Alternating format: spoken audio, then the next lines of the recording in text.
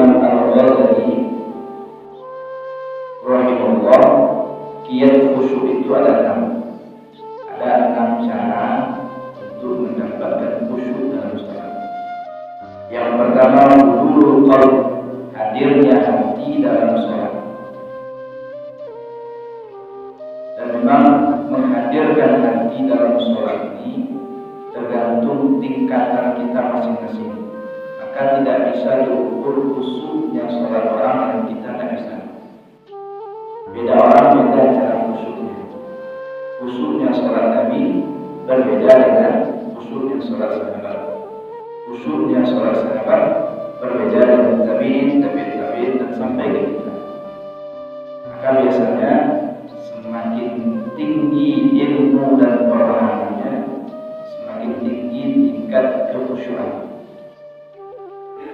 Kita menghadirkan hati bukan perkara mudah, karena memang hati inilah yang diambil oleh setan ketika kita sholat dengan cara menghadirkan solusi-solusi di setiap permasalahan kita biasanya dalam sholat. Tolong bilang kunci dalam sholat itu apa? Ukuran ini dalam sholat itu apa? Jadi ada setan solusi, tapi diambil tempat yang terbesar untuk hadirnya nanti. Maka saya pernah mendengar dulu, Allah Alam soal atau tidak, ada salah seorang ulama itu ketika akan sholat dia membaca surat An-Nas sebelum sholat. Al-A'udzu nas, Malikin nas, Ilahin nas, Misal waswasil nas, Tadani waswasil fi sudurin nas, Jalilna nas. Kalau dia baca dia, Salli fa'ur subhani rakataini, Astaghfirullah kibalati imam al-Dari ta'ala, Allah. Imam Syafi'i untuk menguatkan hati itu dengan melafazkan niat. Niat itu melafazkan niat itu memperkuat hadirnya hati. Nah, kalau kita yakin dengan tidak melafazkan niat hati kita hadir, ya tidak apa-apa. Kualitas kita berbeda-beda. Yang kedua, tafahum. Kata Imam Al-Ghazali, paham makna yang dibaca. Minimal paham tentang makna Al-Fatihah. Paham tentang yang wajib-wajib dalam sholat itu. Al-Fatihah itu wajib, tasyahud itu wajib. Hafal itu. Kalau tidak hafal kan minimal yang wajib-wajibnya kita baca yang wajib. Maka tidak heran kalau ada jemaah ketika imamnya membaca ayat dia menangis. Menangis bukan karena kakinya digigit semut atau karena kakinya dipijak kawan, tapi karena dia tahu makna yang dibaca oleh imam tersebut. Dan terkadang ada imam yang 2 kali mengulang ayat. Contoh, kabulatan indallah. Diulang lagi, kabulatan indallah. Kenapa dia ulang 2 kali? Peringatan besar dosanya di sisi Allah. Antaqulu ma la taf'alun. Kamu lakukan tapi tidak mengerjakan. Jadi kalau nanti ibu lihat imam yang mengulang 2 kali bacaan ayatnya atau potongan ayat, berarti ayat itu pesannya dalam. Jangan dibilang pula imam yang lupa, tidak. Dan biasanya Imam Sudais, Imam Nasrul Haram itu sering seperti itu. Ketika ayat-ayat yang membahagiakan atau ketika ayat-ayat yang menakutkan itu biasanya dilakukan. Karena dia paham. Yang ketiga, ta'zim. Kata Imam Al-Ghazali, ta'zim penuh rasa hormat. Bagaimana kita hormat menghadap kepada pemimpin, begitu juga kita hormat kepada Allah Subhanahu wa Ta'ala. Nah, bagaimana kita akan menghadirkan ta'zim menghadap Allah, sedangkan ta'zim kepada orang tua tidak ada, ta'zim kepada guru tidak ada. Kenapa guru, santri itu sangat hormat kepada guru? Ketemu guru cium tangan, lewat saja guru dipikirnya apa? Kalau bukan guru saja yang memberi itu ta'zimnya, apalagi kepada Allah Subhanahu. anak-anak kalau kita jadi sholatnya seperti ayam mengantuk balik pagi, capek dan tidak punya rasa nyaman. Kadang pakai seluar ini, baju kaos. Kenapa? Karena dia tidak belajar ta'zim. Bisa jadi di rumah kita punya ta'zim kepada orang tua. Maka menghormati itu perlu. Maka saya dari dulu sudah bilang pada pengurus masjid, tolong dipisahkan petugas masjid dengan imam, agar kita punya ta'zim kepada imam. Imam itu ya imam saja.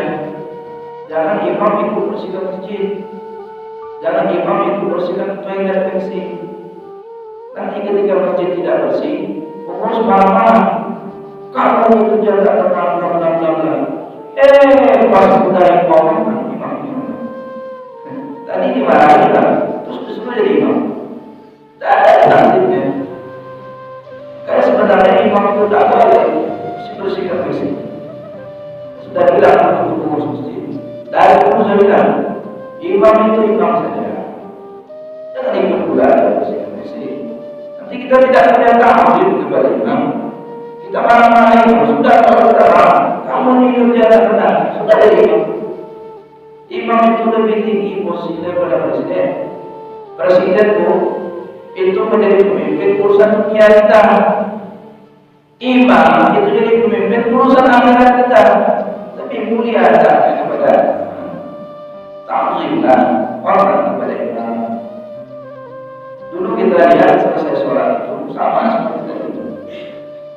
Pak Buya itu orang-orang ada zikir selesai sholat. Kenapa dulu pakai zikir selesai sholat? Karena tidak semua orang paham tentang baca zikir setelah sholat. Maka dijadikanlah zikir setelah sholat itu jahat sebagai pelajaran tarbiyah untuk orang yang hadir.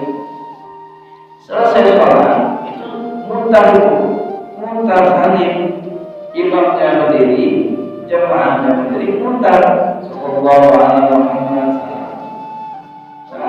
Enak itu. Salaman baru kamu itu.